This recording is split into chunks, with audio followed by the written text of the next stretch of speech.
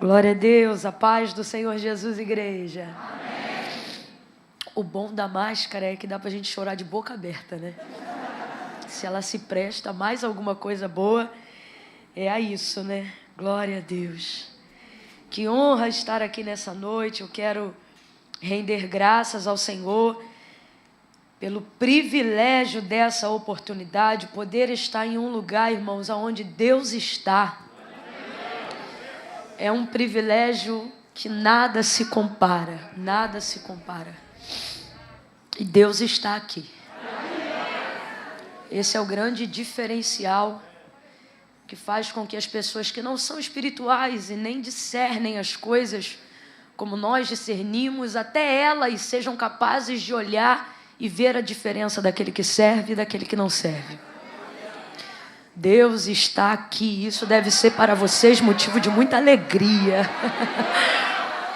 Alguém pergunta, onde você congrega? Você diz, eu congrego onde Deus mora. Eu congrego onde Deus habita.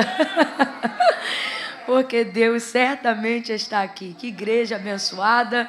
Que privilégio conhecer vocês. Agora que eu estou aqui, eu entendo porque meu esposo voltou para casa tão apaixonado por essa igreja. Eu vim para cá focado. Eu falei, eu não sei qual foi o trabalho que essa igreja fez com meu marido, mas eu vou lá desfazer esse trabalho. Mas quando eu cheguei aqui, caí no trabalho também. De tão bom que é. Quando o Eduardo chegou em casa, ele falou de vocês quase uns 2 dias, ininterruptamente. E aí eu falei, tá bom, Eduardo, mas como é que é a igreja? Aí eu fui brincar com ele. Ele disse assim, é o quê? Aí ele disse, é uma Assembleia de Deus. Eu disse, mas eu vi a igreja meio escura. Aí ele disse assim, pois é, aí é que tá. Mas eu falei assim, a parede é branca ou é preta? Aí ele disse, pois é, isso é que é perfeito, eles são equilibrados. Eu disse, por quê? Ele disse, porque é cinza. Falei, perfeito. Falei, perfeito, perfeito. Mas é claro que isso é só brincadeira. Ele falou do que de fato eu vejo que é verdade, né? Deus está aqui. Quero glorificar Deus pela vida do pastor Delano, pastor dessa igreja. Que meu pastor não ouça o que eu estou falando agora. Mas realmente, eu aprendi isso ouvindo a minha cunhada, a pastora Helena Raquel. E ela diz que quando a gente escolhe congregar em um lugar, você não deve escolher uma igreja, você deve escolher um pastor, né? E esse pastor é totalmente congregável, né? Quando ele começou a ministrar aqui sobre a forma, inclusive, como a renda da igreja é distribuída, isso só aquecia ainda mais meu coração. E aí me fez entender por que Eduardo voltou com a mente tomada. Né? De verdade, estou muito feliz, pastor Delano, Deus abençoe sua vida. Quero glorificar a Deus pela vida da missionária Juliana, tão linda, mas certamente a beleza dela de fora chega a ser ofuscada pelo tamanho da generosidade que ela carrega do lado de dentro. Em poucos minutos a gente pode perceber isso, porque a palavra de Deus diz que aquele que é do Espírito, tudo discerne, dele nada pode ser discernido. E eu pude discernir isso, viu? Deus abençoe. Fiquei até sem graça, foi ela mesma que foi nos buscar ali no hotel. E eu vou dizer por quê. Como o Eduardo falou muito bem da igreja, eu procurei uma roupa boa para vir para cá. Mas o pai me abateu. Porque a sandália que deveria estar com essa roupa não veio na mala. E aí eu falei, mãe, eu vou fingir costume. Sabe quando você faz uma coisa e finge que não vê? Eu falei, eu vou meter essa rasteirinha e vou embora. Porque não dava, era um tênis esporte. E o tênis ia ficar mais gritante, né? E aí eu coloquei essa sandalinha, orando, vindo no caminho assim, para a esposa do pastor ser bem feinha, para poder ser tudo bem. Sabe, vai ser aquela coisa que ia combinar. Daqui a pouco vejo essa mulher longilínea, meu Deus, toda maravilhosa, dando a paz do Senhor, boa noite. Eu fui descendo. Eu deveria ter dito logo de cara a paz do Senhor, mas eu já comecei dizendo, pastora, a senhora me desculpa, viu? Eu tive que vir com essa sandália, porque a sandália que era da roupa não veio, mas amém, né? Deus sabe como trabalhar no vaso. Abra comigo a sua Bíblia no Evangelho do Senhor Jesus, segundo escreveu Lucas. Eu vim de Deus pedindo uma confirmação para essa noite. E logo que eu cheguei, dobrei meus joelhos, eu acho que foi a ministra de adoração que estava aqui, que fez a citação de Lucas 5. E foi no exato momento que eu pedi ao Senhor uma confirmação. E aí eu pedia, havia separado aqui, disse: Senhor, é isso mesmo? E aí ela disse assim: porque a palavra de Deus diz em Lucas 5. E eu falei: tá bom, vou esperar mais um pouco. Aí dei uma de Gideão, né? Primeiro o novelo seco e depois o velo molhado. Aí passou mais um pouquinho. Aí vieram os anúncios, né? Pausa para os anúncios. Me deixa aqui render graças ao Senhor também pela equipe de mídia dessa igreja. Rapaz, melhor do que sentar no cinema e ver filme. Não, fala sério. Que anúncios maravilhosos, que equipe maravilhosa. Os rapazes, a pastora falou que é por semana, né? De vez em quando, salteado, cada um, irmão, uma irmã. Oi? Não, calma.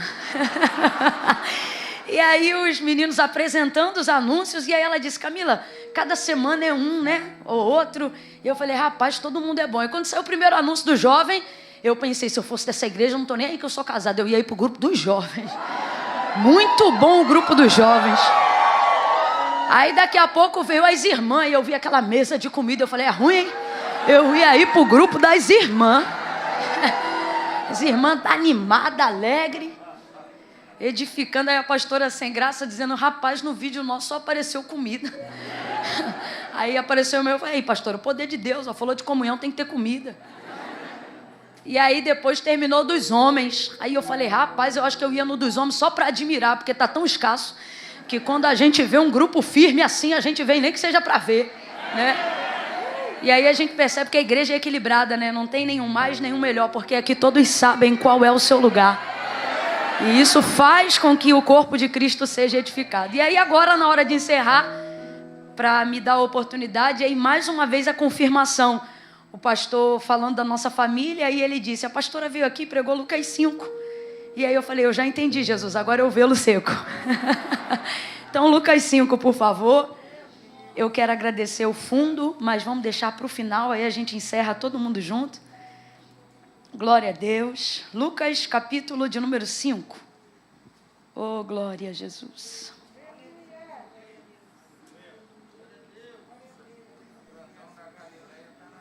Aleluia. Versos 1 em diante, quem achou, diga amém. Amém. Diz assim o texto: apertando a multidão para ouvir a palavra de Deus, estava ele junto ao lago de Genezaré, e viu 2 barcos à beira da praia do lago, mas os pescadores, havendo desembarcado, lavavam as redes. Entrando em um dos barcos, que era o de Simão, pediu-lhe que o afastasse um pouco da praia, e assentando-se, ensinava do barco a multidão. Quando ele acabou de falar, disse a Simão: faze-te ao mar alto e lançai as vossas redes para pescar. Respondeu-lhe Simão: mestre, havendo trabalhado toda a noite, nada apanhamos, mas sobre a tua palavra lançarei as redes. E fazendo assim, colheram uma grande quantidade de peixes, e rompia-se-lhes a rede. De modo que fizeram sinal aos companheiros que estavam no outro barco, para que fossem ajudá-los. E foram e encheram ambos os barcos, de maneira tal que quase iam a pique. Vendo isto, Simão Pedro prostrou-se aos pés de Jesus, dizendo: Senhor, afasta-te de mim, pois sou um homem pecador. Somente até aqui, diga amém por essa palavra. Amém. Se assente glorificando o poderoso nome de Jesus. Diga aleluia, diga glória a Deus. Oh, aleluia. Aleluia. Esse texto tem alguns pontos que deixam ele muito bem destacado para todos os ouvintes, né? Não só aqueles que são amantes da palavra de Deus, mas as pessoas de um modo geral que já ouviram falar sobre a pesca maravilhosa pelo menos uma vez. E normalmente destaca-se muito o fato de Pedro ter ficado aparentemente frustrado, né, em razão de ter trabalhado durante toda a noite e não ter apanhado nada. Tanto é que quando Jesus vem, e aquela multidão que o seguia com ele, e ministra a palavra naquela manhã, Pedro estava lavando a rede. Mas isso não faz a história ser uma história triste e decepcionante, porque na verdade ele era um pescador. E isso significa que quando você trabalha, quando você milita numa área, não tem como aquilo que você milita te faltar, porque se torna uma extensão de quem você é. Tipo assim, se você for na casa de uma costureira, ela pode não ter o tecido que você gostaria de trabalhar, mas não vai faltar retalho na casa de uma costureira. A mesma coisa se você for na casa de um pastor, ele só dá conta de ler uma Bíblia, mas vai ter no mínimo mais 7 na estante dele. Porque é natural do ofício, do que você pratica. E é sobre essa perspectiva que a gente tem que raciocinar, que na verdade essa história não tem um milagre que se manifesta nela, como o milagre da pesca maravilhosa, movida pela frustração de Pedro. Menos ainda pela necessidade, ou seja, pela falta de Pedro ter tido peixe naquela manhã. Porque vamos aqui colocar nossa mente para funcionar de maneira objetiva. Ok, suponhamos então que Pedro não pegou peixe naquela manhã e que Jesus não vai aparecer à beira do lago de Genezaré. Pedro vai passar fome por causa daquela noite? Vai, gente? Vai ficar sem ter o que comer a família de Pedro ou os pescadores que pegam com Pedro naquela manhã? Claro que não. É óbvio que naquela manhã poderia não ter peixe no seu barco, mas certamente haveriam peixes o suficiente na sua casa. Porque isso é praticamente a extensão do que ele é, do que o pai dele fazia, do que ele faz e do que praticamente toda a comunidade local faz. Então isso não é sobre necessidade. Completa para mim, para eu ter certeza que você está me ouvindo. Isso não é sobre necessidade. Não é sobre necessidade. E nós precisamos aprender a desassociar a realização de milagres somente por causa da necessidade.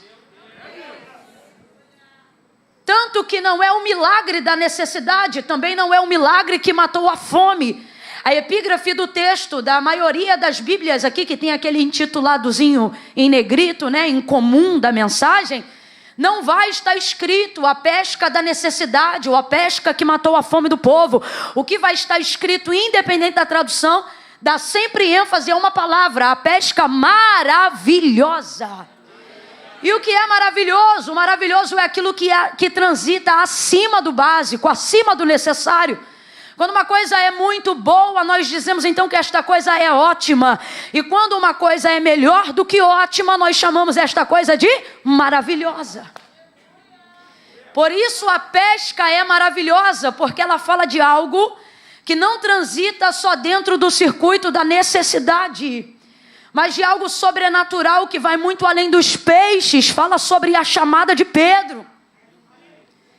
Essa multidão vai com Jesus até ali, e quando Jesus chega na beira dessa praia, o texto diz que ele vê 2 barcos. Quantos barcos Jesus viu? 2 barcos. Então você precisa começar a colocar algumas coisas na sua mente. A primeira, eu quero que você anote na tábua do seu coração. O que, Camila? Necessidade não é a única mola propulsora que provoca milagres.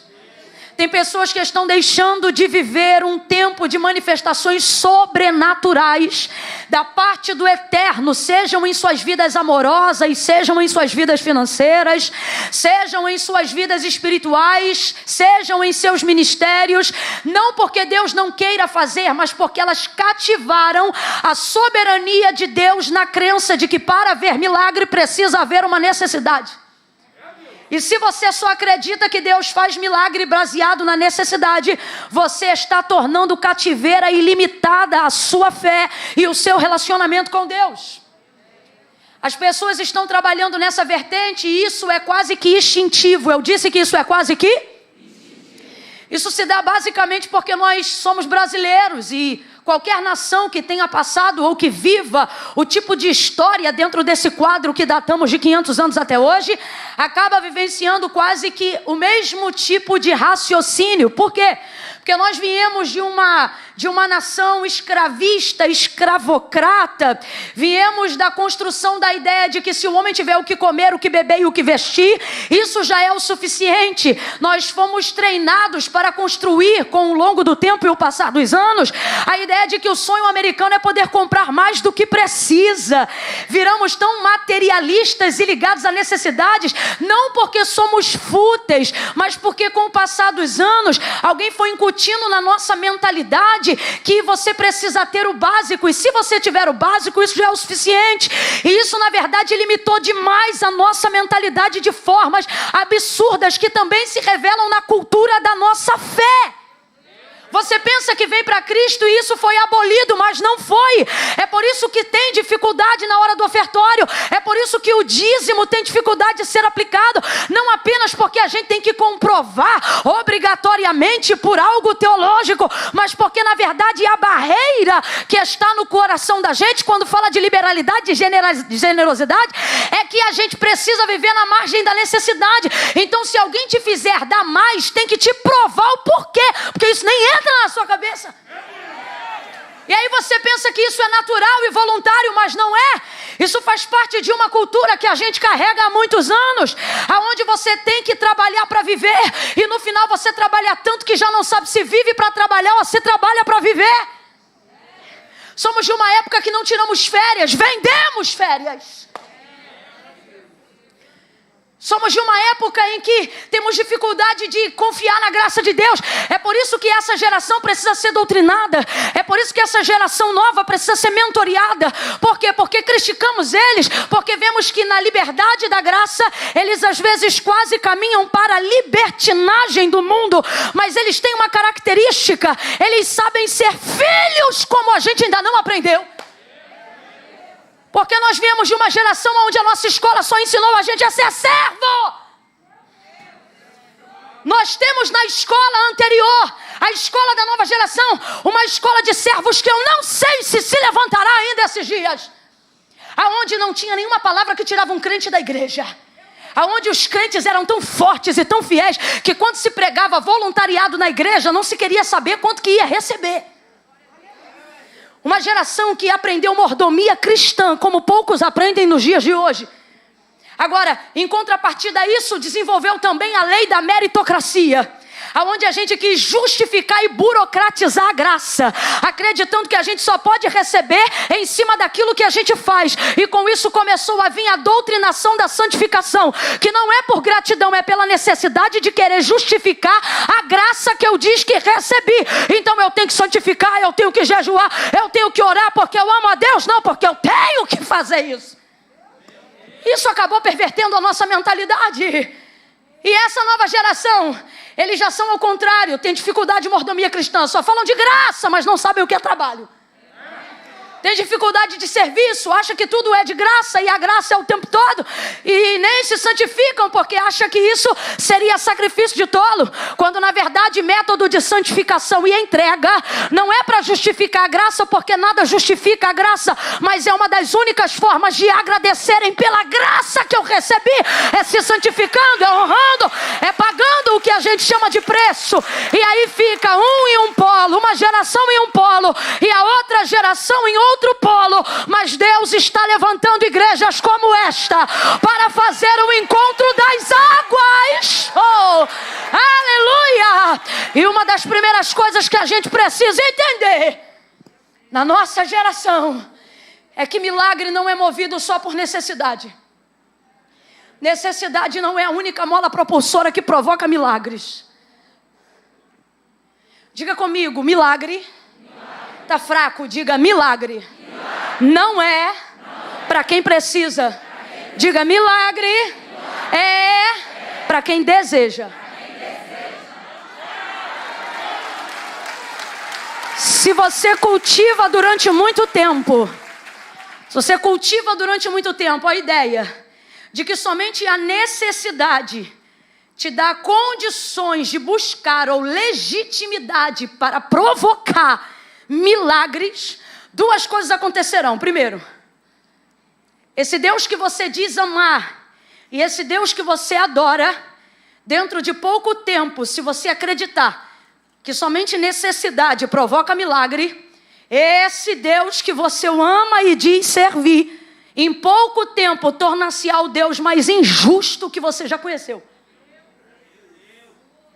Porque em pouco tempo você vai começar a aprender a medida de padrão e valores e vai começar a dizer por que o crente morreu, por que o ímpio viveu, por que quem tem menos ainda não foi ajudado, por que quem tem mais continua prosperando. Por que o santo está com câncer e o pecador está gozando a vida como nunca? E você começa a olhar e na sua balança a conta não fecha e em pouco tempo sua consciência vai dizer: que Deus é esse que você serve?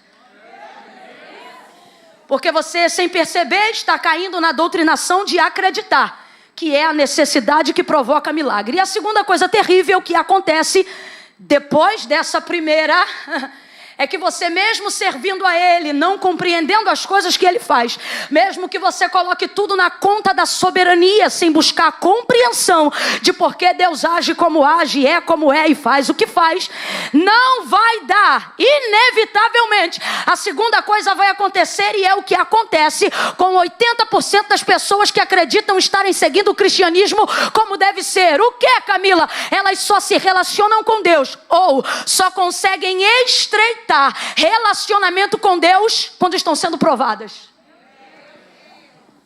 Só nessa hora. Por quê? Porque elas acreditam que a única coisa que viabiliza e que estreita a possibilidade de um acesso mais profundo com Deus é a necessidade. E aí então começa a se levantar uma geração de cristãos que deveriam estar se relacionando com Deus por serem filhos, mas na verdade só conseguem se relacionar com Ele mediante a votos. Só consegue ficar fiel no período da campanha. Só consegue orar todo dia se tiver feito um agendamento devocional. Se não tiver papel e caneta, se não estiver coordenado, se você não estiver sendo provado, não consegue se manter fiel à rotina devocional. Começamos então a perceber crentes que servem ao Senhor há muitos anos, caminham com Ele há muitos anos, mas não conseguem estreitar relacionamento com Ele. Por quê? Porque só conseguem ser movidos a Ele diante da dor. Só conseguem se mover mais profundamente com Ele diante da necessidade. Ou seja, eles só se relacionam ou só aprofundam o seu relacionamento com Deus baseado na necessidade. E aí você vai caminhando e não consegue entender os direitos que tem como filho, porque você nunca se comportou como filho, porque durante toda a vida só sabe agir como servo. Aí de repente chega alguém, toma a herança que é do filho, e você começa a dizer como o irmão do pródigo: eu estou aqui há tanto tempo e o Senhor nunca fez churrasco para mim, o Senhor nunca botou anel em meu dedo. Pois é, porque minhas coisas são tuas. O problema é que você só acessa mediante a necessidade, porque nunca conseguiu vestir-se como filho, andar como filho. E as pessoas vão caminhando nessa perspectiva, achando que vai ficar tudo bem, sem perceberem que estão entrando na rota dos desviados, sem perceberem que estão entrando na rota da sensibilidade, a ponto de daqui a pouco se tornarem tão sensíveis, por não compreenderem questões básicas, vão preferir se afastar do Deus que agora dizem amar. E por que você está falando isso, Camila? Porque somos nós que já caminhamos com Ele, que precisamos aprender a crescer na graça e no conhecimento, e não simplesmente achar que somos inabaláveis, porque servimos a Deus há muito tempo e não precisamos de milagres. Mas Deus me trouxe nessa noite para dizer: eu não estou distribuindo milagre para quem precisa, eu estou fazendo milagre para quem deseja. A expectativa do nosso coração precisa se mover em direção daquilo que glorifica o nome de Deus, em direção àquilo que é maravilhoso. Olha a característica que ele diz sobre si mesmo, pela boca do profeta Isaías. Ele diz: porque desde a antiguidade com o ouvido não se ouviu e nem com o olho se viu um Deus que trabalha. Diga comigo: trabalha. Oh, diga de novo: trabalha. Agora veja o texto: trabalha para quem precisa. Não. Porque relacionamento com Deus não tem sustentabilidade se só for pautado na necessidade. Desde a antiguidade. Por que não diz desde sempre? Porque não é desde sempre. Quando o Senhor cria o universo, céus e terra, tudo que existe, tudo que há, o texto diz que no 7º dia, havendo Deus feito todas as coisas, o que Ele fez? É óbvio que não significa que Ele dormiu e nem parou, porque eis que não tosquenejará e nem dormitará o guarda de Israel. O Senhor não dorme, o Senhor não se cansa. Ezequiel, Jeremias, Zacarias, João, todos eles tiveram uma visão, na visão de um Cristo glorificado, e eles disseram que quando olharam para Ele, o seu olhar era como chama de fogo. O que isso significa para um judeu? A alusão de alguém que parece gente, mas não é. Por quê? Porque não tem pálpebras. É como se eles dissessem: Deus não dorme porque não pode fechar o olho. Deus não dorme porque não tem pálpebras. Mas naquele dia o texto diz que Ele descansou. Significa que Ele parou para admirar a criação. E olha que coisa maravilhosa. Significa que neste dia, mesmo podendo fazer tudo, Ele escolheu não fazer nada. Parou para admirar. E é por isso que descanso é um princípio. Você já percebeu que Deus não manda trabalhar, mas manda descansar? Porque trabalho é inerente da natureza caída. Descanso, o descanso é princípio de Deus. Ali Ele descansou, mas depois de haver feito o homem, responda para mim, quando foi que Deus descansou de novo? Nunca mais. Nunca mais. Deus fez sol e descansou, fez lua e descansou, fez estrela e descansou, firmamento e descansou, separou porção seca e descansou, oceanos e descansou, deu ordem às ondas e descansou. Mas agora o profeta diz desde a antiguidade. Por quê? Porque desde que Deus criou o homem, nunca mais. Por isso Ele não diz desde a eternidade. Por quê? Porque isso não é desde sempre. Olha para o teu irmão e diz: isso é desde que você nasceu. Deus trouxe gente hoje aqui para dizer: ei, você pensa que vai me incomodar se eu fizer milagres? Pois fique ciente que eu tenho olhado a tua vida e a minha expectativa é poder fazer dela alvo dos meus milagres. Porque desde a antiguidade com o ouvido não se ouviu e nem com o olho se viu um Deus que trabalha, e trabalha, para aqueles que precisam, não, para aqueles que nele esperam, para aqueles que buscam por Ele, para aqueles que almejam a sua presença.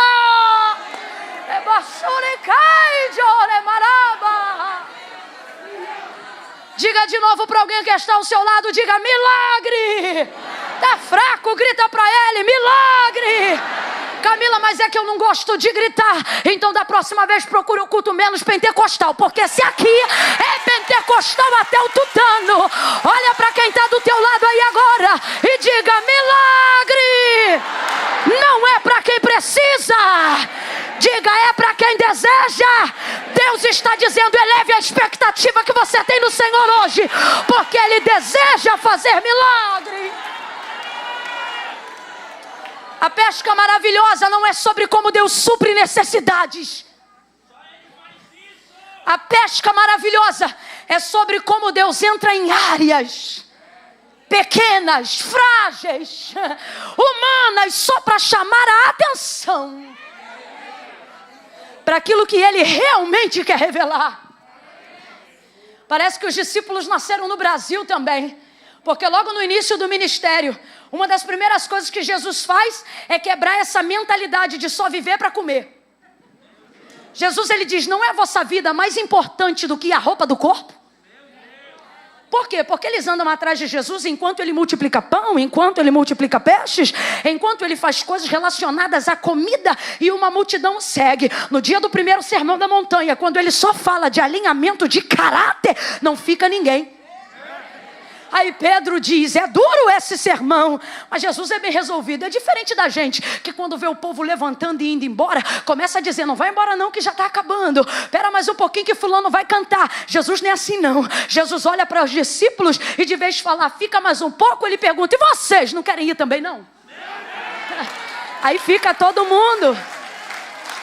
E aí dentro desse contexto, Jesus vai explicar para eles e vai dizer assim: olha, Não quero que vocês estejam ansiosos por coisa alguma. O que significa coisa alguma? Significa por coisa nenhuma. E é a primeira vez que agora Cristo vai compartilhar a paternidade de seu Pai sobre toda a humanidade. Ele não fez isso só no Calvário. Muito antes ele já estava fazendo isso na mente dos discípulos. Por quê? Porque assim como nós, eles parecem aquela geração anterior, que só conhece Deus como Senhor e não desfruta dele como... E aí ele diz, eu não quero vocês ansiosos por coisa alguma, porque é como se eles andassem atrás de Jesus dizendo, e amanhã, o que a gente vai comer? E aí Jesus diz, olhai para as aves, veja como elas são livres, é o que ele está querendo dizer. Veja como elas não programam o dia seguinte, mas comem nele também. Olhai para os lírios do campo, que hoje são e à tarde já não são mais. Aí olha o que ele diz, se Deus provê uma veste que de manhã é e à tarde não é mais, e ele provê como? Todo dia, enquanto nasce flor, enquanto tem lírio. Ele está dizendo, se o lírio que não sabe orar se veste de manhã com uma roupa e à tarde, Deus não costura a outra, a de manhã já não vale mais. É isso que ele está dizendo. Não seria porventura a vossa vida mais importante do que as aves que voam nos céus, do que os lírios que estão no campo? Nem Salomão em toda a sua glória se vestiu como um deles, porque mesmo tendo ele tanta riqueza, não trocava de roupa em período tão curto. Será que vocês não são mais importantes? Olha o que ele está dizendo. Abre a mente de vocês para se relacionarem com Deus a despeito das vossas necessidades. Porque aí vocês não vão gastar tempo de oração. Agora eu vou falar a grosso modo para todo mundo entender no populacho. Vocês não vão gastar tempo de oração pedindo ele para pagar conta. Vocês não vão fazer campanha só para ele abrir porta. Vocês não vão falar com Deus só para ter roupa. Ele está dizendo, ei, o vosso Pai que está no céu. Olha o que ele diz. De todas essas coisas ele sabe. Completa aí, por favor. De todas essas coisas ele... Olha a chave que Jesus está dando para os discípulos. Ele está dizendo assim, ó, nas entrelinhas. Vocês estão gastando tempo de relacionamento com o Pai, pedindo Ele para fazer coisas que se vocês não pedissem, Ele já faria. Não, isso aqui é literal e eu vou te provar. Eu vou te provar. Quem aqui não nasceu num lar cristão, mas está vivo para contar a história? Quem aqui só aprendeu a orar de uns 20 anos para cá, mas está vivo para adorar a Deus hoje? Aí eu te pergunto, quem é que te sustentava quando tu não sabia orar? Quem é que botava comida na tua mesa quando você não sabia nem quem era Deus? Quem é que te fazia se vestir? Quem é que te deu livramento para, a despeito dos reveses da vida, você está hoje aqui para dizer que Jesus é bom? Sabe o que ele está dizendo? Quando você não me via, eu já te via. Quando você ainda nem sabia o que ia fazer com a sua vida, eu já traçava um plano para você. Agora parece que depois que você conheceu a Deus, você tem a impressão que as coisas que você precisa só passaram a existir a partir de agora. Mas isso está errado. Você sempre necessitou de coisas das quais você não sabia nem pedir, e sobreviveu para estar hoje aqui. Então gaste mais tempo agradecendo, e invista mais tempo em pedir a Ele coisas que o dinheiro não pode te oferecer.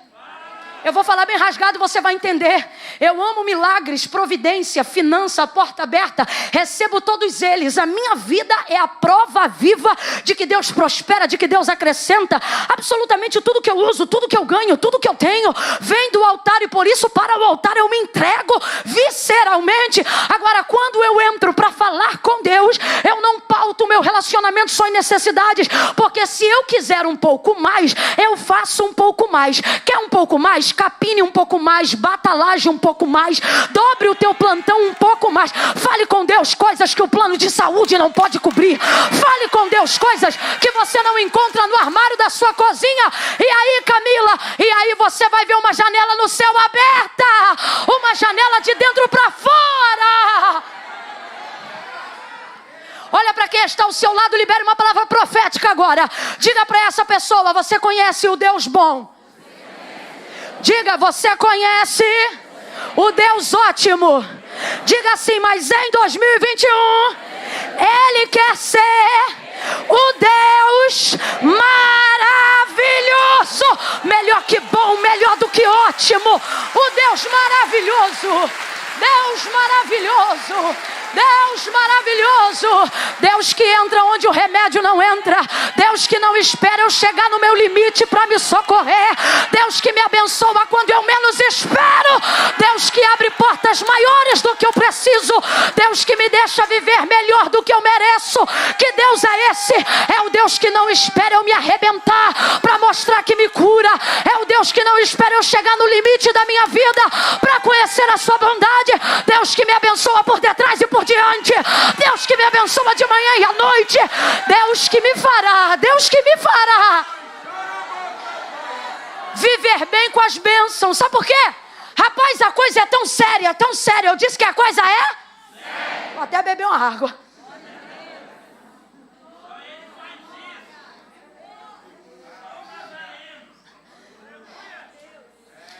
A gente está tão habituado a achar que primeiro tem que ser massacrado para depois ser abençoado, que se a gente é abençoado sem ser massacrado, a gente suspeita da bênção.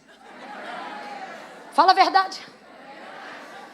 Quando muita coisa boa começa a acontecer, de vez se alegrar, você começa a sentir medo. Estou mentindo, igreja?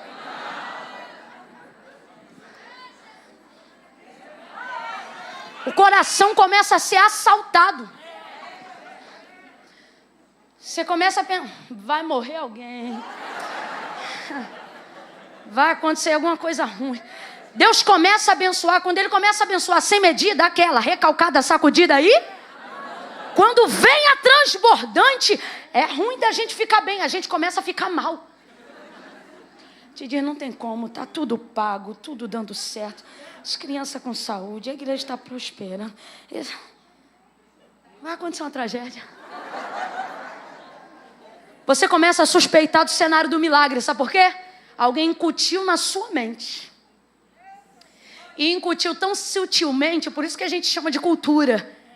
Porque não se ensina, se vive paulatinamente, no final se é. E nem se lembra de onde foi. Que quando começa a vir de vez celebrar a Deus e prosseguir a vida normalmente e compartilhar do que se tem, você começa a ficar desesperado. Eu me lembro de uma fase da vida onde o Senhor começou a dar graça por todos os lados. E eu vivi isso. Ao invés de me alegrar, comecei a ficar perturbada. E isso faz a gente entender a síndrome de Jó. E quando você entende, de vez de ter como resposta, você pensa: então vai acontecer comigo o que aconteceu com Jó. Porque você fica atormentado.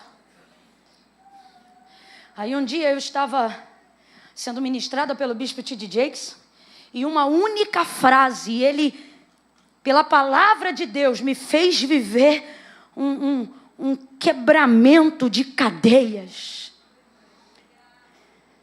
Eu, por fim, já tentava me esconder, me isolar, para que as pessoas não vissem aquilo que Deus estava manifestando na minha vida. Tamanho era o desespero. E aí um dia ele disse assim: pare de se desculpar com as pessoas pelo modo como Deus te abençoa. Eu entendi na hora que aquilo era para mim. Porque tem gente aqui que chega uma fase da vida que você pode trocar de carro. Aí você pensa: não vou trocar não. Que isso pode incomodar. Que isso pode confundir a mente de alguém. É impressionante como a gente fala abertamente das nossas necessidades, mas tem dificuldade extrema de compartilhar o momento das nossas bênçãos. E de vez viver como cristãos que têm testemunho, vivemos como místicos cujo olho grande pode roubar a bênção.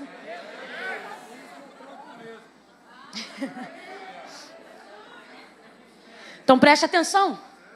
Você vai ver todo um aparato em Lucas 5 para que o Senhor manifeste um milagre que todos nós conhecemos como algo maravilhoso. Profetize essa bênção para alguém e diga: vai ser maravilhoso. Profetiza aí para ele, profetiza para uns 3 aí, diga: 2021 vai ser maravilhoso. O que Deus tem para fazer na tua vida, no teu ministério, vai ser maravilhoso. E você não vai esperar ficar perturbado para isso acontecer. Vai ser maravilhoso. Administradores de crise também serão grandes administradores de celeiros. Oh, aleluia! Eu estou sentindo a presença do Eterno. Não é todo dia que Ele me autoriza a dizer isso, pastor Delano, mas nesta noite Ele está me dizendo: diga ao meu povo que eu vou abençoar.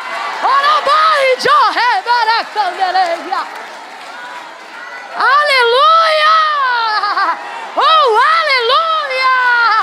Aleluia!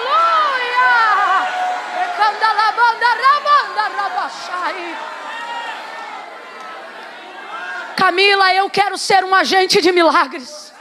Camila, eu quero que, se Deus quiser passar por alguém para fazer milagres, eu quero que Ele saiba que pode passar por mim.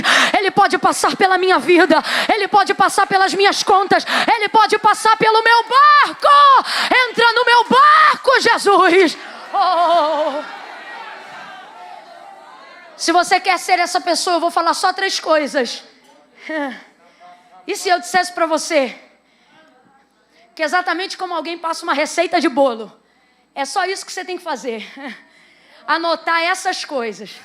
Porque e se eu te disser que um milagre sobrenatural que Deus quer fazer, seja em você, com você ou através de você, é totalmente ensinável? Se eu te dissesse que não depende de um óleo especial que vai sair de mim e... Eu sou da época do Street Fighter, um Hadouken. Se eu te dissesse que não depende de nada disso, mas depende apenas de 3 princípios. O primeiro você já trabalhou na sua mente. Qual? Não é por necessidade.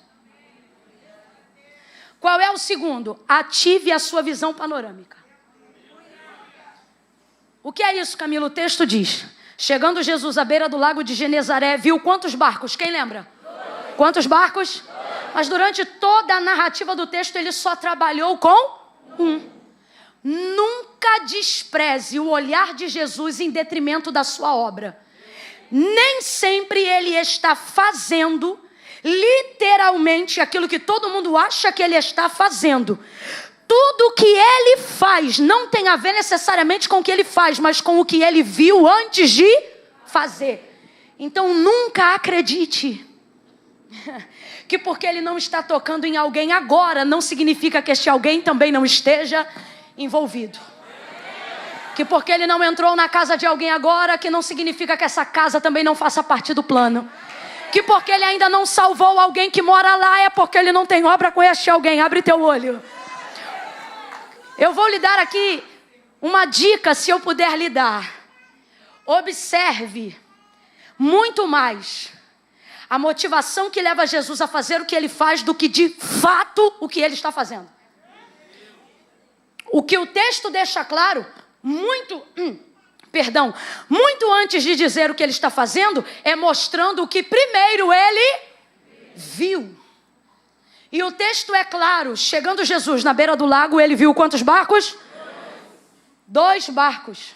Não há nada que Deus faça, seja por mim ou em mim, que diga respeito só. Nunca isso vai acontecer. Nunca isso vai. Se acontecer, não foi porque Jesus viu, não foi porque Jesus escolheu, porque se é Jesus que vê, se é Jesus que escolhe, pode ter certeza, não tem a ver só com você.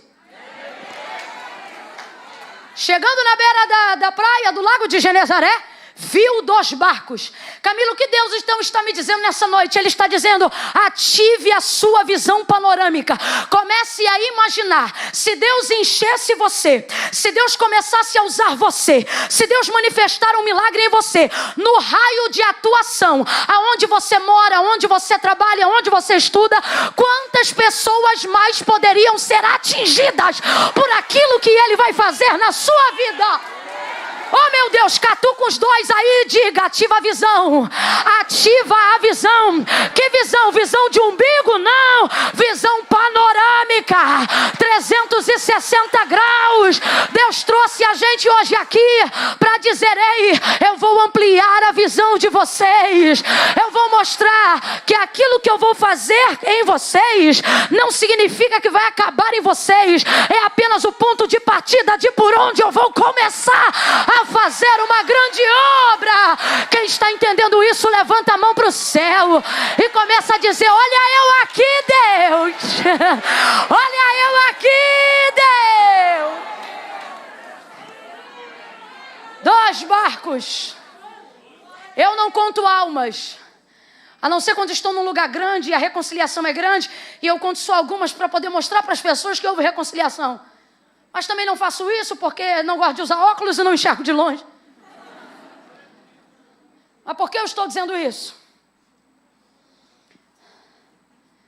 Porque num campo de visão, a nossa perspectiva em relação ao que está diante dos nossos olhos é completamente diferente da perspectiva de Deus diante do que a gente vê.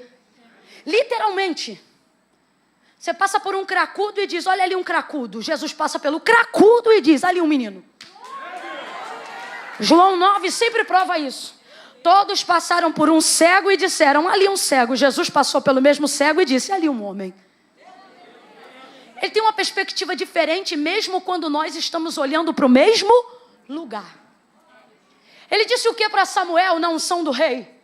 Quando entrou na casa de Jessé o belemita, Samuel, não te atente para a aparência, porque o homem olha o que está por fora, mas eu, o Senhor, conheço o... Por exemplo, se você contar quantas pessoas tem nesse culto, você vai chegar em um número. Se Deus contar quantas pessoas vieram nesse culto, Ele vai dar outro número. Você quer ver? Se pessoas se decidirem hoje a fazer uma aliança com Deus, e já vá pensando sobre isso, porque eu creio que é hoje.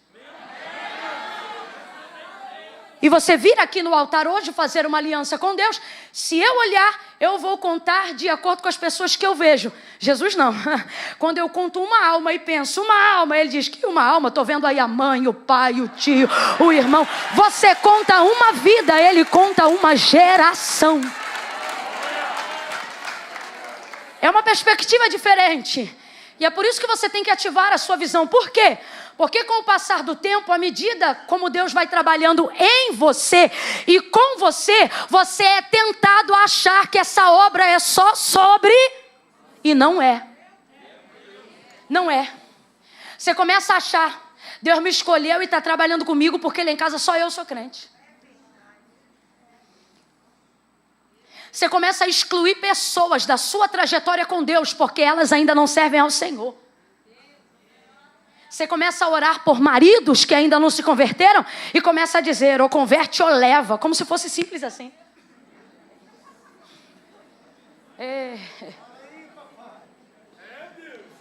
Só que Deus nos trouxe aqui nessa noite para dizer, ativa a tua visão panorâmica.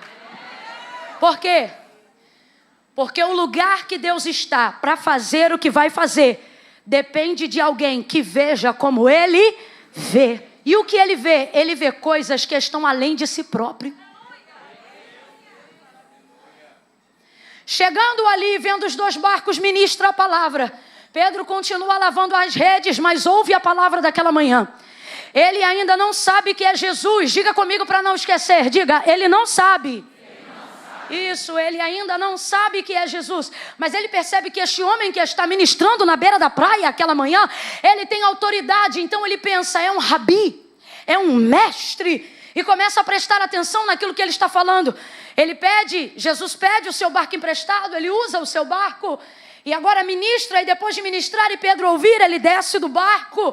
E agora, mesmo estando diante de uma multidão, ele vai precisamente em direção a Pedro. E ele vai lançar uma palavra sobre Pedro. Uma palavra que tem a ver com a frustração da noite anterior.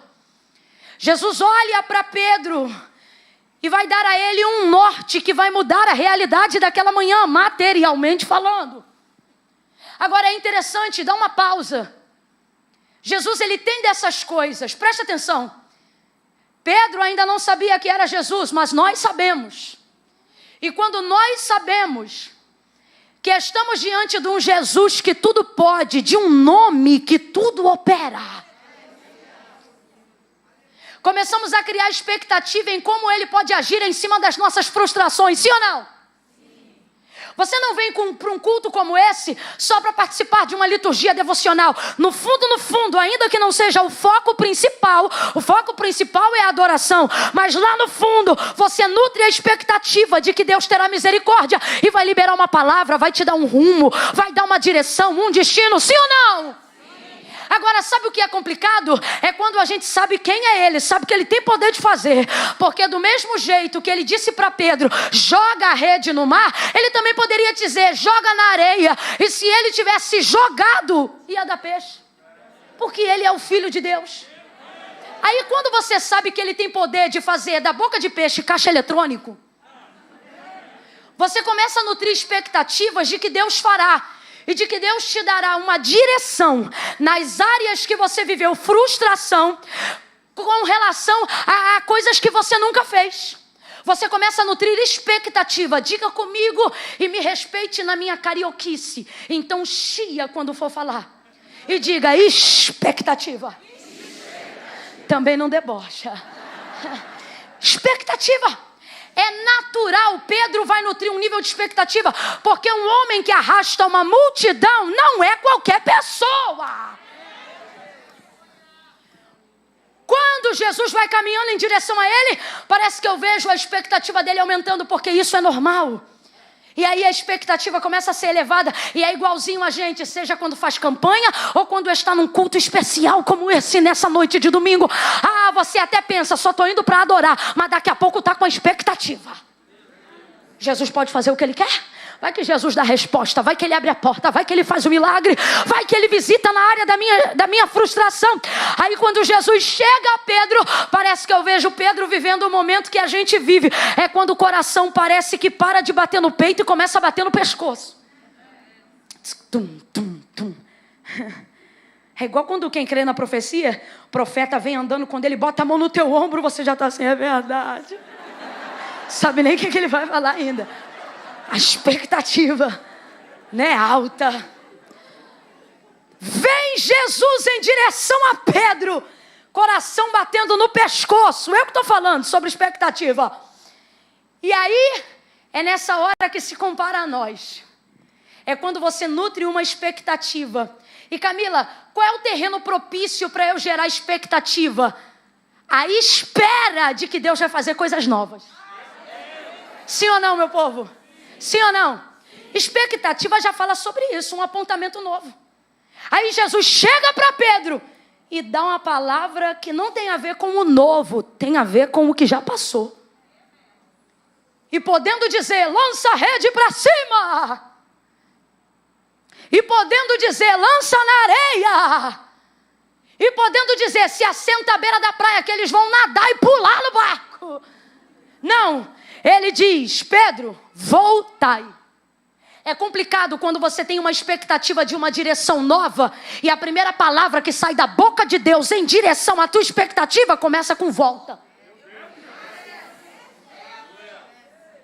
A primeira palavra que sai de Jesus em direção a Pedro é esta: voltai ao mar alto e lançai a vossa rede, as vossas redes para pescar. Parece que a área da frustração fica mais frustrada. Porque eu estou esperando uma coisa nova. Mas o que ele me diz é, pegue as mesmas redes. Suba no mesmo barco. Volte para o mesmo mar. E faça de novo o que eu estou mandando você fazer. mesmo sabendo que você fez isso durante a noite toda. É bom vir para o culto e querer de Deus uma direção e ouvir Deus dizendo assim: vou eu te dar um novo casamento. Difícil é neste culto Deus usar a boca do pregador e dizer: volta para o mesmo marido.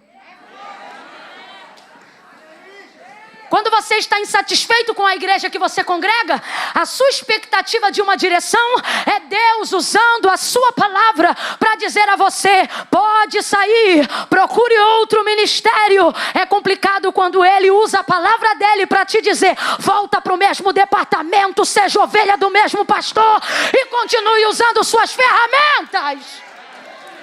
É complicado quando a sua expectativa é nova, mas Deus te dá uma direção que te remete ao que é antigo. Eu vou falar bem rasgado e todo mundo vai entender. Se eu fosse falar grosso modo, sabe o que Jesus está dizendo? Pedro, volta a fazer o que você fazia antes de eu chegar aqui. Por quê? Porque não é porque não deu certo que não significa que você não estava fazendo a coisa, mas a gente tem problema com isso. Porque a gente acha que se não está dando certo é porque a gente só pode estar fazendo a coisa. Aí vem Jesus e não muda o método para mudar o resultado. Vem Jesus na terra de alguém que está frustrado. Vem Jesus no casamento de alguém que está chateado. Vem Jesus sobre a enfermidade que alguém já luta contra. E ao invés de dizer: eu vou fazer de novo, Ele te chama e diz: continue a fazer o velho. Ah, gente, é muito difícil. Você vê que o glória a Deus diminuiu radicalmente.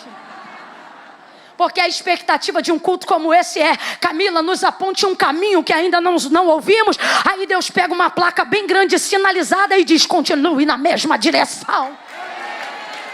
Por quê? Porque a orientação de Deus nessa noite para este último tempo é: não é porque não está dando certo que não significa que você não esteja fazendo a coisa. Mas por que eu me desmotivo a fazer o que é certo? Porque Ele não dá o resultado que eu estou esperando. Então eu penso que eu deva mudar o método. Se você não der o glória que eu espero, será que talvez eu não tenha que mudar a mensagem? Se a sua amizade não for suficiente com a verdade que eu prego, será que então eu devo mudar o meu jeito de relacionar com você? A gente começa a pensar nessas coisas. Aos pastores que acompanham, se você não está com o número de membros que gostaria, será então que eu não devo mudar a liturgia do culto? A gente começa a se perguntar. A empresa que você é patrão, se de repente todos os seus amigos sonegam a porcentagem da fiscalização e continuam prosperando, você que não sonega não está dando certo, será que você também não deveria estar sonegando? Se todos os policiais daquele setor de trabalho onde você trabalha conseguiram carro e outras casas a despeito do seu salário, porque acreditam que o suborno é uma prática convencional, e você, por ser fiel e não aceitar o suborno, continua com dificuldade para reformar a cozinha, será que então, já que você não tem resultado, você não deveria mudar o método?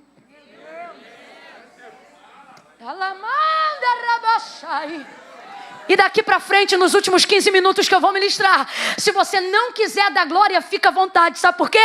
Depois de 12 anos de ministério, eu aprendi que resultado não muda o método que Deus me deu. E Deus nos trouxe hoje aqui para dizer isso. Ei, tenha coragem. Eu não quero você alterando o método só para obter resultado.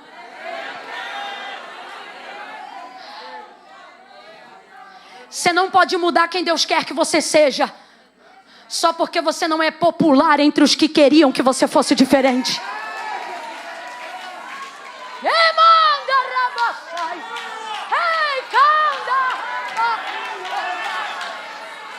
Ouça isso. Agora veja. Pedro não hesita. Ele fala da frustração, mas não hesita. Ele diz assim: havendo trabalhado toda a noite, mestre,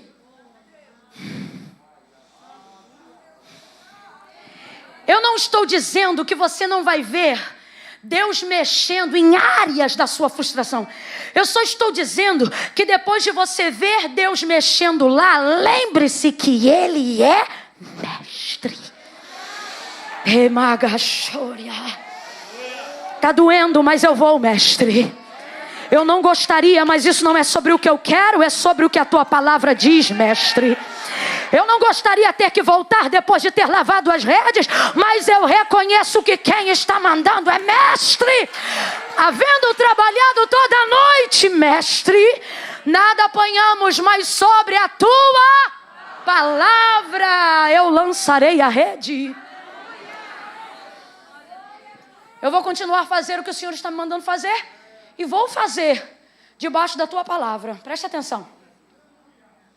Vou fazer debaixo da tua palavra. Fé não é sobre o que eu sinto, fé é sobre o que eu sei. Fala a verdade, você acha que Pedro está sentindo que vai pegar peixe? Não, ele vai fazer porque Jesus está e ele vai pegar muito peixe ou não vai? Porque a fé que você diz ter só é real, não quando você ouve, mas quando você pratica. Então fé não tem a ver com o que a gente sente de fazer. Fé tem a ver com o que a gente sabe que tem que ser feito. Num diálogo analógico sobre fé, seja feito em João ou em Tiago, é como se colocassem dois homens de frente e um dissesse, mostre-me o tamanho da sua fé. E ele diz, eu não vou mostrar o tamanho da minha fé, eu vou te mostrar as minhas obras. E aí vendo as minhas obras, você vai saber qual é o tamanho da minha fé. Fé não é sobre sentimentos. Fé é sobre fazer o que precisa ser feito. E à medida que você vai fazendo, a obediência vai te fazendo prosperar. E aí essa fé vai aumentando. O quê? A capacidade de obedecer cada vez mais sem hesitar. Havendo trabalhado toda a noite, nada apanhamos, mas porque mandas, ou sobre a tua palavra, nós lançaremos a rede.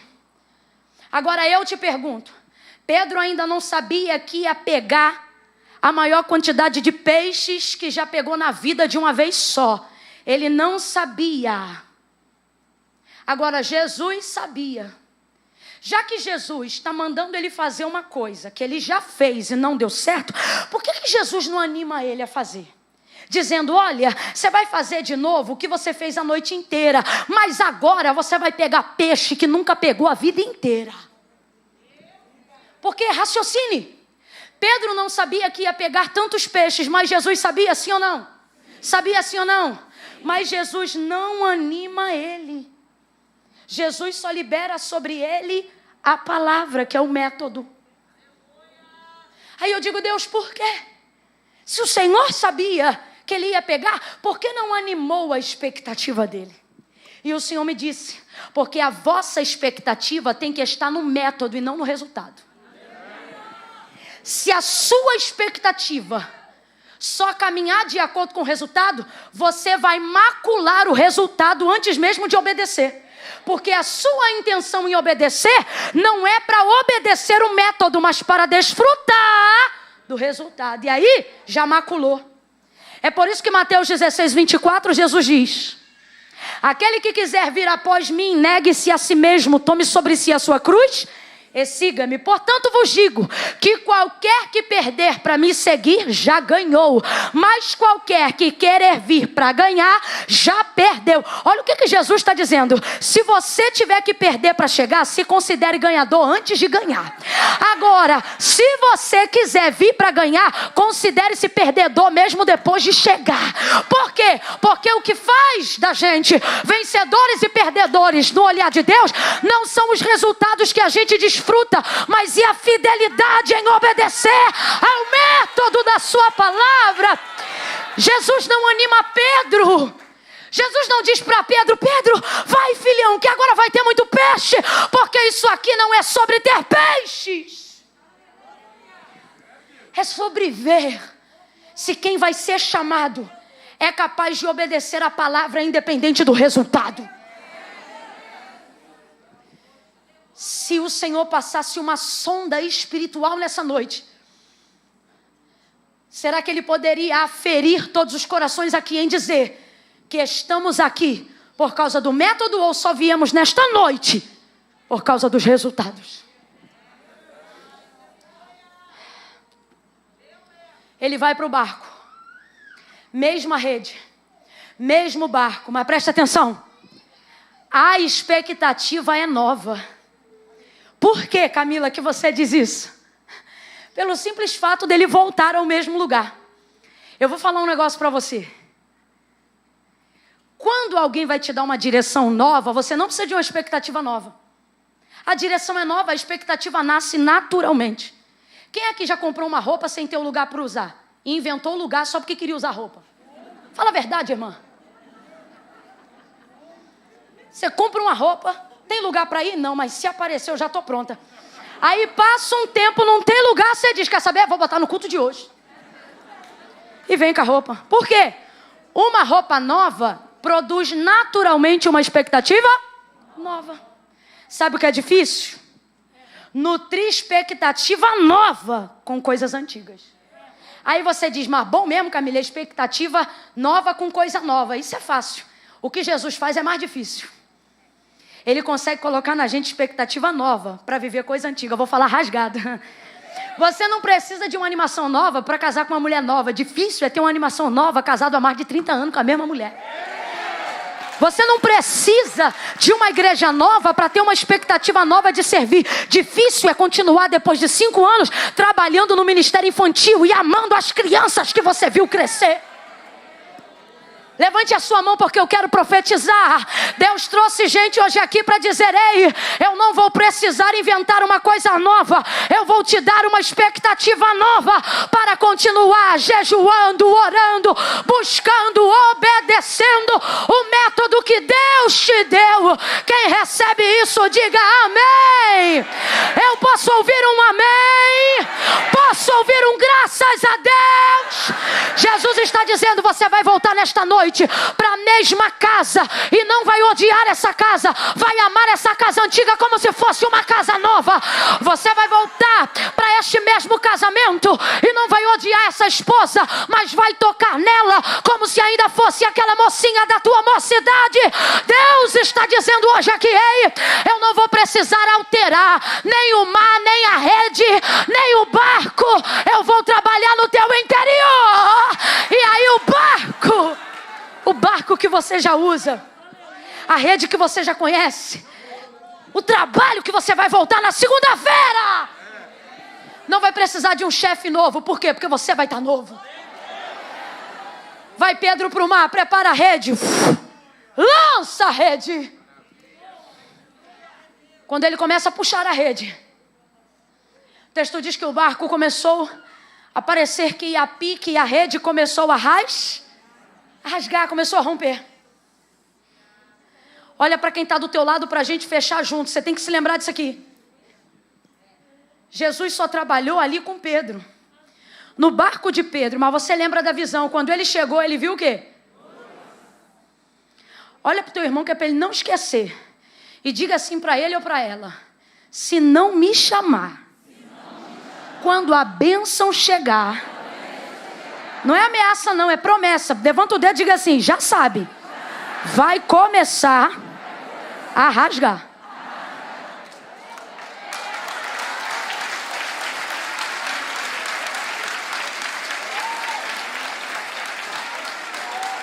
Ele começou a puxar, não deu conta. Se você está puxando uma coisa que Deus deu para você, mas você não está dando conta de puxar uma coisa que Deus deu para você, significa que você não deveria estar puxando sozinho. Eu vou falar de novo e você vai aplicar isso em todas as áreas da sua vida. Se o barco é seu, se a rede é sua, se Deus está abençoando você, e você deveria dar conta do que Deus está fazendo para você. Então, se é seu barco, se é sua rede, se são seus peixes, e você não está conseguindo puxar, isso não significa que Deus não te abençoou. Não, isso só significa que você não entendeu que a bênção é tão grande que você não pode puxar sozinho. Você precisa incluir mais gente nesse projeto. Você precisa incluir mais gente nessa empresa. Você precisa começar a contratar, meu filho.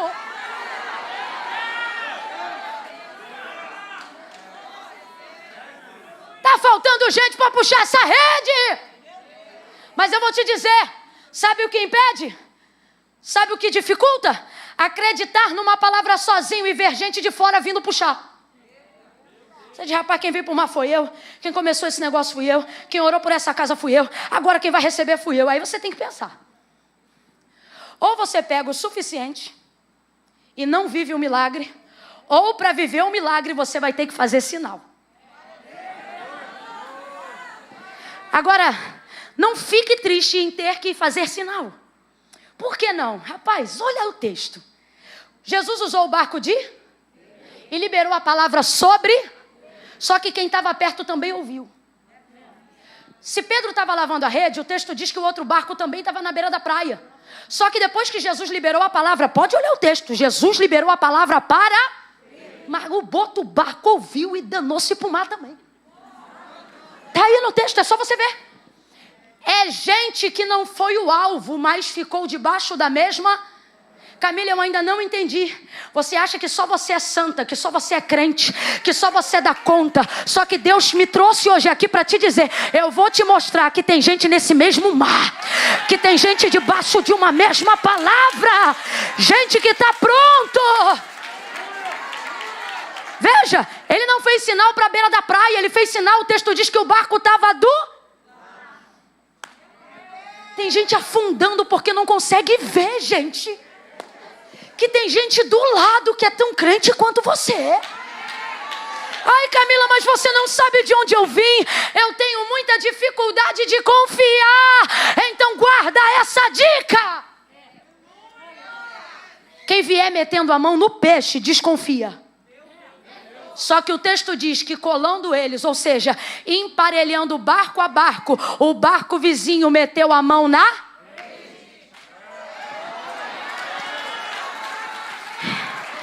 Quem quiser vir atrás de você por causa de resultado, bota pra fora. Mas se colar contigo para dizer, vou pagar preço pelo método, deixa pegar a rede. Deixa pegar a rede. Oh, meu Deus. Oh, aleluia. Catuca alguém aí e diga, se prefere o método, pega na minha rede. Vambora viver esse milagre junto. Vambora celebrar essa vitória junto. Vambora viver essa cura junto. Deixe mais alguém pegar nessa rede, filho. Gente, tem gente com visão ampla, mas não vai passar de viver coisa pequena. Por que, Camila? Porque não é espiritual? Não, porque não consegue confiar. Em Deus não, nas pessoas. Visão micro, você dá conta em fazer sozinho. Visão macro, vai ter que aprender a confiar. Camila, mas eu só confio em Deus. Não confia tanto assim. Porque as pessoas que mais confiam em Deus mostram isso quando confiam em pessoas. Ele é forte, irmã. Ele deixou pegar na rede. Eles puxaram juntos. Mas isso não mudou uma realidade que se seguiu. Mesmo depois da ajuda ter chegado. O que, Camila? E eu fecho aqui. O texto diz, e o barco? Agora não é sobre a rede, agora é sobre o... Quase ia a pique. Se quase ia náufrago, significa que entrou um pouco de água. Se quase ia náufrago, para dizer, ó, vai a pique, começou a estalar a madeira. Aí é nessas horas que fazia a gente entender porque que Jesus entrou no barco de Pedro. E por que foi o barco de Pedro que ele liberou para voltar para o mar alto e pegar a primeira puxada da rede. O Senhor está dizendo, vai ter gente que vai chegar depois, mas tudo vai depender da estrutura que eu te dei antes. Aí é nessa hora que você entende porque ele salvou primeiro você. Porque naquela empresa ele visitou primeiro você. Porque naquela igreja ele deu aquela ideia primeiro a você. Não é porque você é melhor, é só porque a estrutura que ele mediu e preparou para aguentar foi a sua. Quando Jesus usa o barco de Pedro, gente, isso aqui é a minha fé. Quem crê, viva. Quem não crê, coma menos.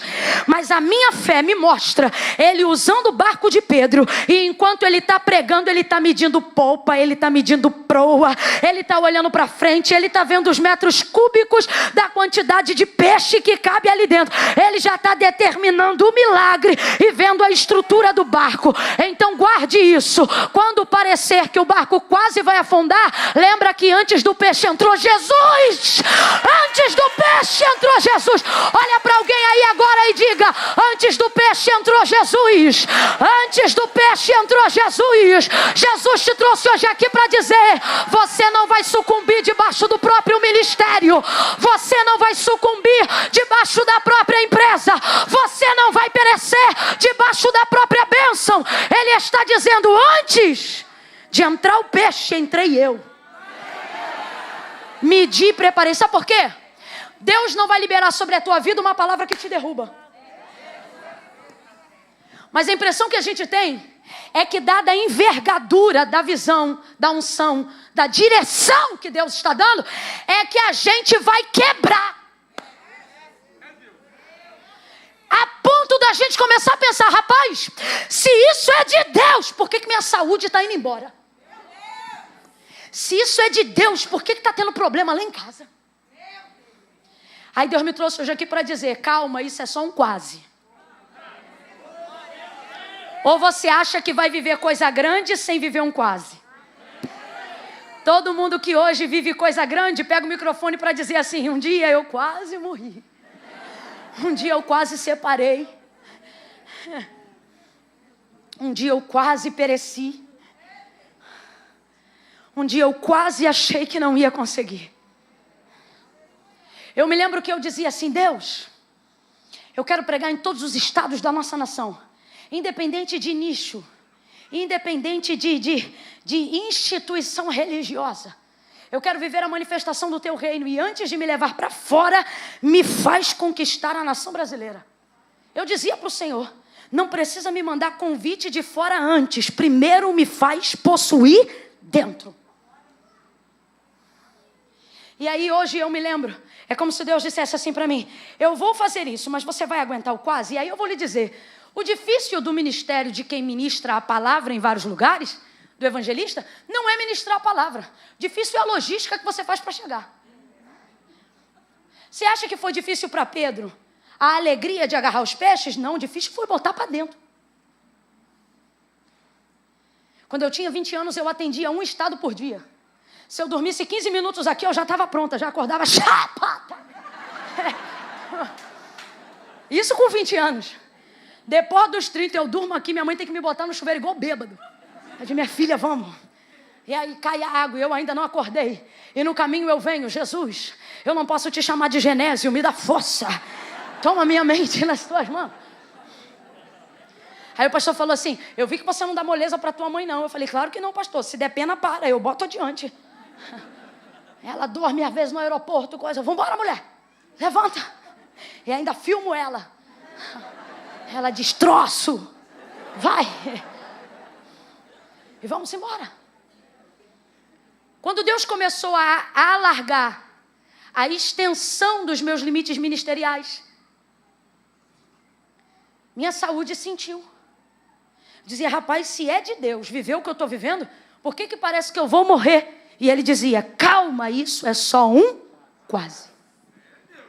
Porque todas as vezes que Deus te tira da tua zona de conforto e começa a alargar os teus limites, a impressão que você tem é que você vai quebrar. Porque você nunca fez aquilo, então você acha que não vai dar conta daquilo. Só que Deus me trouxe aqui hoje para alguém cujos limites estão sendo esticados. E você diz: Camila, parece que eu vou morrer. E Deus está dizendo: você vai dar conta, isso é só um quase. Ou você acha que você ia impactar esse bairro e não ia entrar um pouco de água? Ou você acha que ia salvar as almas das pessoas daquela casa e não ia entrar um pouco de água? É nessa hora que alguém aqui precisa tomar a decisão mais importante da própria vida. Qual? Deixo de viver o milagre, volto à minha comodidade? Ou continuo puxando mesmo sobre o risco da crença que parece que vou quebrar? Essa é uma pergunta que eu não posso responder por você. Só você precisa saber o quanto você deseja viver o sobrenatural de Deus. Porque se você deseja viver a minha palavra de Deus para a tua vida hoje, continua puxando. Se você deseja viver isso, a minha palavra hoje, segundo a vontade de Deus, para a sua vida não solte essa rede. Anima alguém para a gente terminar junto e diga, continue puxando. Diga, se você está debaixo de uma palavra, continue puxando. Que é isso, Camila? Continue crendo. Continue crendo. Não abra mão. Você chegou longe demais para tirar a mão dessa rede. Continue puxando. Você chegou longe demais para estar onde está nessa empresa. Continue puxando. Só Deus sabe o que você renunciou para hoje viver uma aliança com Deus. Então Ele te diz, filho, você está debaixo da minha palavra, continue puxando, vai entrar água, mas não vai afundar, vai estalar madeira, mas não vai quebrar, porque você está debaixo da minha palavra, você está debaixo da minha palavra. Quem sentiu medo, quem de vez em quando vê a água entrando, mas não abre mão porque está debaixo de uma palavra, fica de pé num salto de glória e continue segurando essa rede. Continue segurando essa rede. Fala para alguém aí, não solta a rede. Não solta essa rede de amigos. Não solta essa rede de ministério. Não solta a visão que Deus te deu. Não abra a mão das pessoas que Deus vai converter através da sua instrumentabilidade. Continua segurando essa rede. Não abra a mão da visão que Deus te confiou. Não abra a mão do negócio que Deus entregou para você. Segura essa rede. Camila, mas não está dando resultado. Presta atenção. Se não estiver dando resultado, você precisa refazer o método na sua cabeça. Porque Deus só dá resultado para quem é capaz de ser fiel ao método. Presta atenção. Se não está dando certo, você precisa refazer o método. O que é isso? A direção que Deus te deu. A palavra que Deus te orientou. Quem aqui lembra de revisão que dava uma semana antes da prova? Quem lembra? Era um apanhado de tudo que a gente estudou no longo do ano. Você lembra? Aquela revisão ajudava a gente na prova. Deus está dizendo para alguém hoje aqui, você precisa fazer uma revisão. Veja se nessa caminhada você não tirou alguma coisa do meu método e colocou o seu. Deus está dizendo, porque se você for fiel ao método que eu te entreguei, eu serei fiel ao resultado. Mas eu não quero você preocupado com o resultado. Você não pode ficar ocupando a sua mente com o resultado. Você precisa ocupar a sua mente com o método. Quando eu pego o microfone para ministrar, no início do ministério a gente só fica preocupado com o resultado. Como vai ser? Será que vai explodir de glória? Será que vai ter alma? Será que vai ter renovo? E isso só atrapalha a execução. Porque de vez se comprometer com a expectativa de Deus, você se compromete com a expectativa do povo. Mas depois de uns anos, se o povo dá glória, se não dá glória, nada disso muda para você. Porque você aprende a ser fiel ao método e deixa o resultado na mão de Deus. É muito importante eu falar isso aqui para advertir alguém. Sua intimidade com Deus não tem o poder de alterar o método que Ele te deu. Quem aqui lembra do Moisés? Moisés, o da tábua dos 10 mandamentos, o líder do povo que foi tirado do Egito. Quem lembra de Moisés aí? Diga eu. Moisés tinha tanta intimidade com Deus que quando ele não quis se defender, o próprio Deus desceu numa nuvem e o defendeu diante dos seus irmãos Arão e Miriam e disse assim: quando eu quero falar com vocês, Arão e Miriam, eu falo por um sonho, eu envio um recado, mas com Moisés eu falo boca a boca. Era muita intimidade. Intimidade com Deus demanda tempo, e tempo tem poder de estreitar relacionamento. No início do ministério, Deus chama Moisés de servo, mas no final da carreira, Deus chama Moisés de amigo, porque eles eram íntimos. Agora olha isso, gente. Moisés, sem dúvida, foi um dos homens que mais desfrutou intimidade com Deus. Quantas pessoas nós poderemos perguntar que viram Deus de costas? Só Moisés. Só Moisés. Alguém a quem Deus se revelou no resplendor de sua glória, mesmo que seja pelas costas, mas se revelou. Agora, nada disso deu a ele autonomia para mudar o método. Que método? Águas de Meribá. O povo começou a pressionar. Dá-nos água, estamos com sede. Dá-nos água, queremos beber água. Não tinha água no Egito? Viemos aqui para quê? Agora não tinha sepultura lá? Vamos ter que ficar com os corpos aqui? Vamos morrer de sede? Água, água, água. Vai Moisés falar com Deus.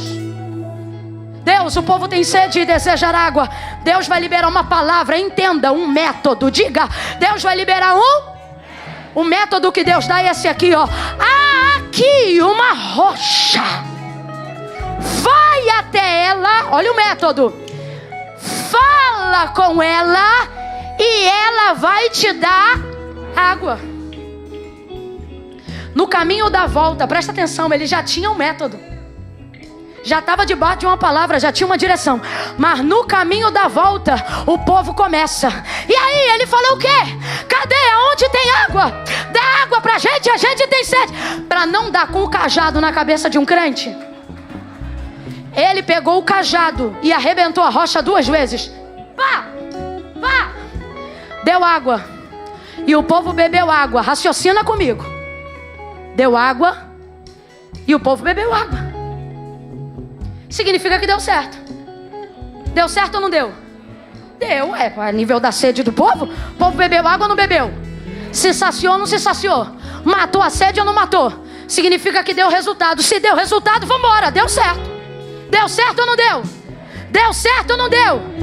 Deu, gente, deu resultado. Deu certo ou não deu? Sabe o que isso aponta? Nem tudo que está dando certo significa que está sendo feito do jeito. Deu certo para todo mundo, sabe por quê? O mundo só aplaude resultados. Tá todo mundo assim, ó. É Moisés, cê é o cara. Mas Deus diz, Moisés, vem cá. Olha o que Deus diz para ele. Não te disse eu, fala rocha? Disse. Mas porque tu feriste e não falaste, a água, a terra que jurei aos seus pais que lhe daria, darei. Mas tu não entrará. E o povo tá assim, ó, Moisés, o cara da água. Rebentou, hein, Moisés? Aê, Moisés! Se fosse carioca no meio deles, esculachou, hein, Moisés?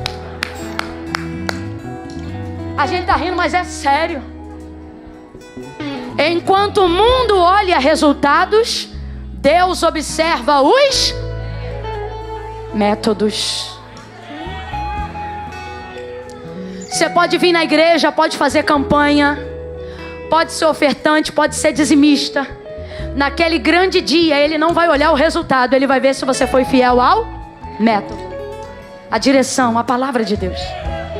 É pensando nisso que nessa noite eu quero abrir aqui a oportunidade de você que já vem à igreja, que ama ao Senhor. Camila, como é que você sabe que eu amo ao Senhor? Porque num culto de domingo à noite você podia estar em qualquer lugar do Espírito Santo, mas você escolheu estar na casa de Deus. Você ama ao Senhor. Você diz assim, Camila, eu não sou crente não, eu discordo. Para mim você é crente. Sabe como é que eu sei que você é crente? Você conhece o nome de um monte de santo, mas quando a coisa aperta, você chama o nome de um só. e ainda é fervoroso, você diz: há poder no sangue de Jesus. Tu é crente? Não, Camila, eu não sou crente não. Eu só venho porque eu gosto, mas eu estou desviado. Olha para mim. Desviado não frequenta culto. Desviado vai embora e não dá nem tchau. Que raio de desviado é você que está aqui até agora? Você não é desviado, você é afastado. E está aqui porque admite ter saudade da presença dele. Camila, eu sei, mas olha, eu não posso fazer uma aliança com Deus hoje não, porque para mim servir a Deus é coisa muito séria. E eu tenho uma situação tico-tico no fubá para resolver. Depois que eu resolver, eu vou. E o Senhor está dizendo: não vai ter resultado nisto depois, se você não se submeter ao método agora. Você não se conserta não é porque não quer. Você não se conserta porque foi o próprio Jesus que disse: sem mim nada podeis fazer. Camila, mas é que eu tenho uma situação tico-tico no fubá. Então como é que eu faço? Vem você, o tico-tico e o fubá. Coloca todo mundo no altar de Deus hoje. Não, Camila, meu problema é mais grave. Eu estou com 5 gramas de um bagulho que eu vou usar ainda hoje, porque eu tenho abstinência. Abstinência você tem de Jesus. Por isso que tu roda tudo e no final para aqui. Não, Camila, mas isso aqui, ó. Vem você, tuas 5 gramas. Se o fornecedor tiver aí, pergunta se ele quer vir também. Porque Jesus não disse se arruma e vem. Jesus não disse resolve e vem. Vamos parar de dizer o que os outros dizem e vamos dizer o que Jesus falou. E o que Jesus disse foi: vinde a mim, todos vós que estáis cansados, oprimidos, sobrecarregados. E Ele não disse eu te julgarei. Ele disse eu te aliviarei. Tem alívio para você nessa noite. Alívio. Diga comigo: alívio. Alguém enfiou na tua cabeça que o método é difícil. Sabe o que é difícil? Não é um método, é tentar fugir dele. 2 coisas eu aprendi fazendo a vontade de Deus. A primeira, fazer a vontade de Deus não é fácil. Mas a segunda leva a gente a fazer a primeira. Qual? Tentar fugir dela dá mais trabalho. Meu problema era o baile. Sábado eu estava no baile. Domingo eu estava na igreja. Sábado eu estava onde? E domingo eu estava onde? Sábado eu estava, ó. E domingo chorando por todos os pecados que eu tinha cometido no baile. Aí eu dizia assim: Jesus, quando eu largar o baile eu vou para ti. Quando eu largar o baile eu vou para ti. Todo culto eu falava isso. Quando eu largar o baile eu vou para ti. Aí teve um dia que eu planejei ir pro baile depois do culto. E tu acha que tu é difícil. Falei: hoje depois do culto, se as meninas estiverem na praça, o baile ficava na praça. Falei: vou pro baile depois do culto, mas primeiro vou pra igreja. Fui de bermuda, camisete do piu-piu, barriga de fora e tênis camuça. Sentei no último banco. Nesse dia eu disse: Senhor, quando eu largar o baile eu vou pra ti. Aí ele disse pra mim: quando você vier pra mim, você larga o baile. Aí eu entendi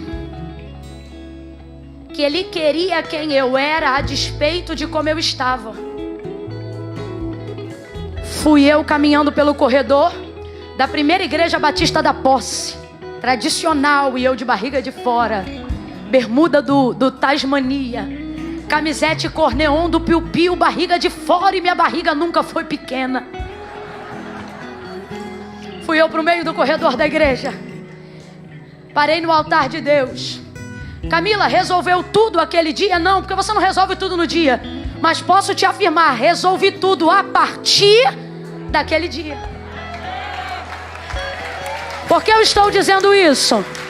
Porque tem gente aqui que eu sei que ama o Senhor e que sabe que servir a Deus é tão importante que não pode ser depois, tem que ser prioridade. Só que você não vem no altar muitas vezes por vergonha. Aí você diz: Camila, se eu não vou por vergonha, Deus entende, Deus sabe, mas não concorda. Porque não foi Camila nem igreja evangélica. Quem ainda está me ouvindo, diga amém. Foi Jesus que disse assim: aquele que me confessar diante dos homens, eu também o confessarei diante do meu Pai que está no céu. Olha o que ele disse, igreja: mas aquele que se envergonhar de mim. Ele diz aquele que não crê? Não, porque ele sabe que o problema de quem o ama, mas não faz aliança com ele, não é falta de fé, é vergonha. Aí, Camila, o que eu faço então se eu tenho vergonha? Tu tem que vir com vergonha e tudo. Por quê? Porque a vergonha é passageira, mas tua salvação é eterna. É eterna. Então vai funcionar dessa forma. Eu sei que Deus vai te dar resultados, mas eu não quero te chamar pelos resultados. Eu vou contar de 1 a 3 e vai vir aqui para o altar de Deus. Camila, e se eu estiver na galeria, eu tenho que ir aí também? Tem, mas não é muito longe não. Longe é o céu sem Cristo. Aqui é perto. Quando eu disser 3, você vai sair da onde você está e vai parar aqui na frente. E ninguém vai te pegar pelo braço não.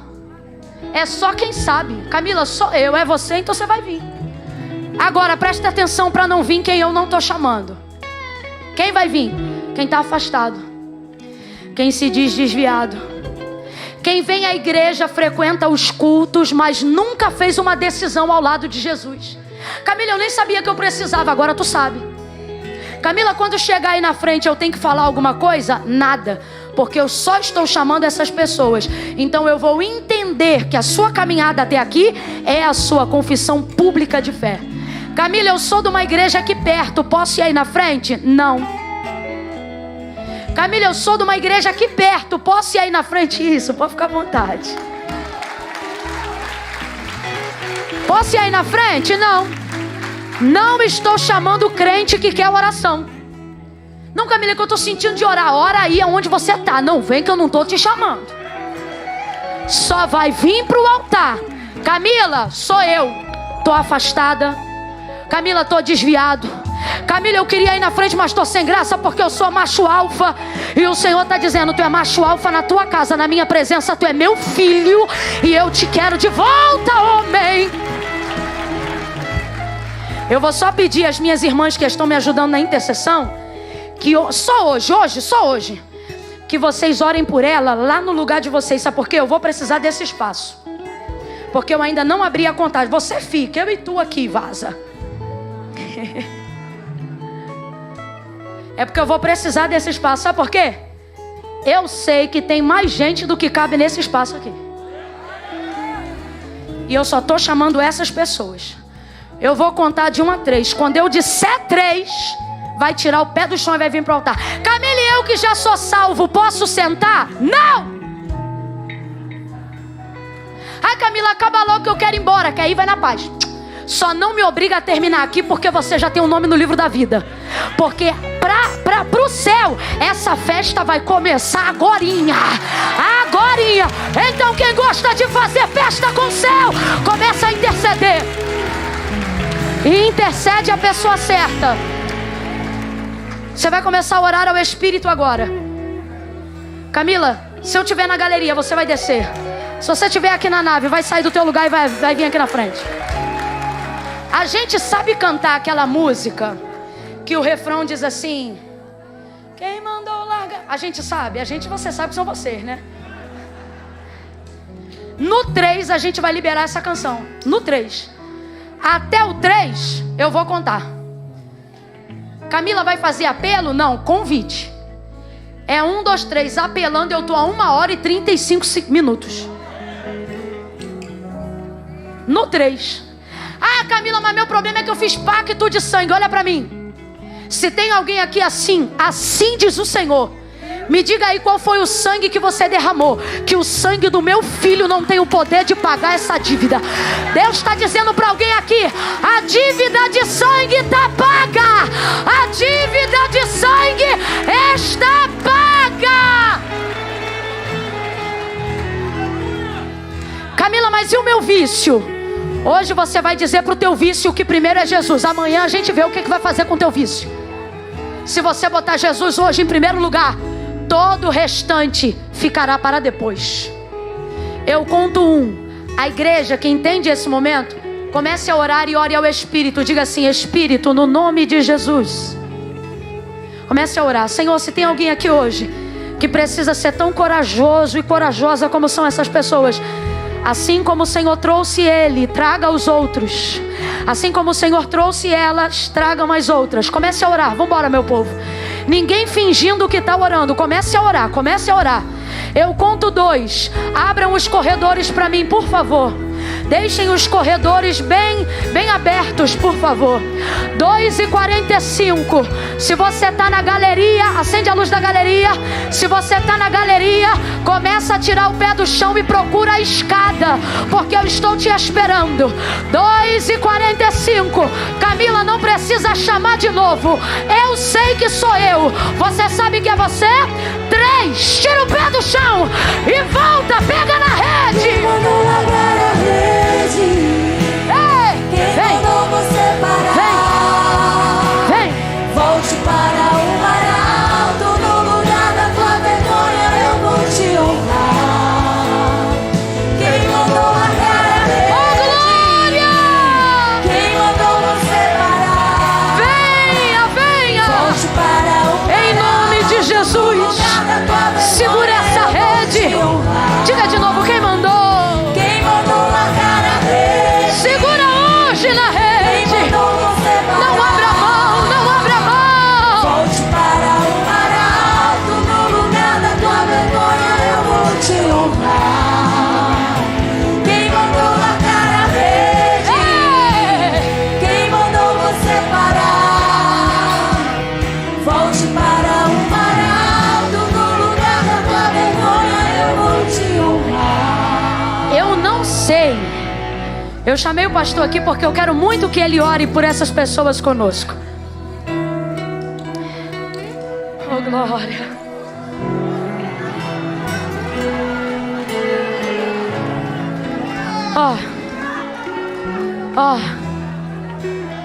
Eu não sei. Vocês sabem cantar uma parte dessa música que diz assim: não é hora de parar. Prepara essa parte. Por quê, Camila? Vou te dizer. Porque tem gente que está no lugar e está dizendo assim: eu sei que o meu lugar é lá na frente, mas como o culto está acabando e eu ainda estou aqui em cima, ou como o culto está acabando e eu ainda não fui lá na frente, eu vou deixar para outro dia porque eu não quero atrapalhar. Vou ficar aqui, Camila. Eu sei que sou eu, mas é que eu estou sem graça de pedir licença. Glória a Deus. Então presta atenção. Eu não vou mais pegar no microfone, eu vou passar ao pastor. Mas antes de eu passar ele, só para você entender que quando a Bíblia diz que uma alma vale mais que o mundo inteiro, a gente sabe que é verdade. Entenda isso. Eu não estou fazendo isso por mim. O que eu tinha para pregar eu já preguei. Se Jesus vier arrebatar a sua igreja, esse microfone cai e eu subo com ele. Essas pessoas aqui na frente, muito antes de eu orar, se Jesus voltar para buscar a igreja enquanto eu estou falando, vocês sobem com a gente, porque aqui está impressa a confissão de fé, visto que eu só chamei essas pessoas. Então entenda, Jesus não está nem aí para o meu cansaço, não nesse aspecto, e nem está preocupado com o tempo que você está em pé aí, porque uma alma vale mais que o mundo inteiro. Então vai ser assim: enquanto eu passo o microfone para o pastor, que vai fazer a oração, o ministério de louvor vai cantar essa parte. E você que está aí dizendo: eu sei que sou eu, entenda que ele está parando esse culto para dizer: dá tempo para você. E eu estou abrindo essa oportunidade para você entender o quanto eu te quero. O Senhor está dando uma chance para alguém aqui. Então eu vou passar o microfone. E se tem mais alguém, enquanto eu estou passando, o Senhor te diz assim: não é hora de parar.